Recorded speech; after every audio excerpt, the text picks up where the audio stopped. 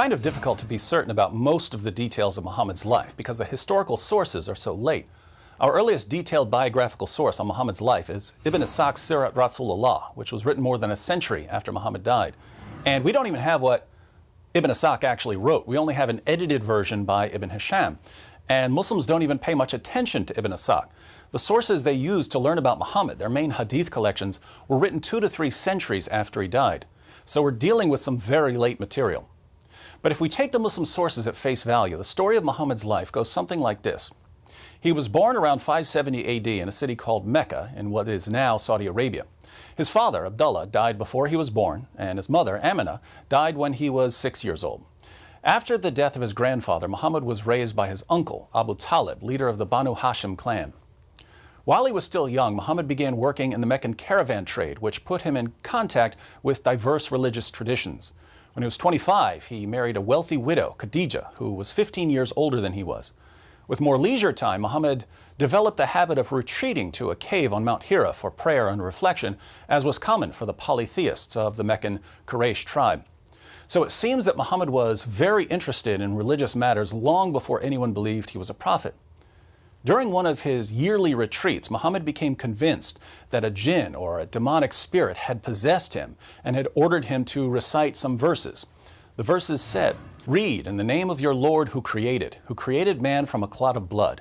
Read, and your Lord is most generous, who taught by the pen, taught man what he did not know." These words are now found in the Quran, chapter 96, verses 1 through 5. So this is when Muhammad started receiving revelations that would eventually become the Quran. But again, he didn't think that they were revelations at this point. He thought that he was possessed by some sort of poetry demon. He was 40 years old at the time, and he was so embarrassed at the thought of being possessed by a jinn or a demon that he tried to hurl himself off a cliff. But whatever it was that gave him the verses stopped him from committing suicide. Muhammad ran home to his wife Khadija and her cousin Waraka, and it was Khadija and Waraka who persuaded him that he wasn't possessed, he was a prophet of Allah. Muhammad soon began preaching Islam to friends and family members and later to the public. But his messages became increasingly inflammatory. He condemned the religious beliefs of the polytheists of Mecca and he mocked their gods. Not surprisingly, the Meccans eventually started persecuting Muhammad and his followers. And after his wife Khadija and his uncle Abu Talib died, Muhammad decided to flee the city of Mecca. His new city, Medina, was a little over 200 miles north of Mecca. After forming alliances with various non-Muslim groups, Muhammad began robbing the Meccan caravans. These attacks eventually led to a series of battles with Mecca, the Battle of Badr, the Battle of Uhud, and the Battle of the Trench. As war booty poured in, so did new converts.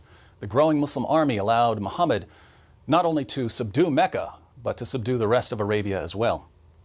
Unfortunately for Muhammad, after attacking a Jewish settlement at Khaybar, a Jewish woman whose family had been killed by Muslims offered to cook dinner for Muhammad and some of his companions, and the Prophet of Islam accepted her offer.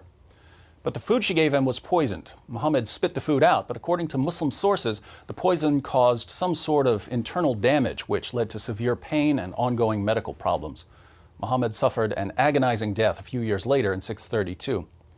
So to put all of this together, we can divide Muhammad's life into 3 main periods. There's the time before he claimed to be a prophet. This would be 570 to 610. There's his time in Mecca after he claimed to be a prophet. This is 610 to 622. And there's his time in Medina as a prophet. This is 622 until his death in 632.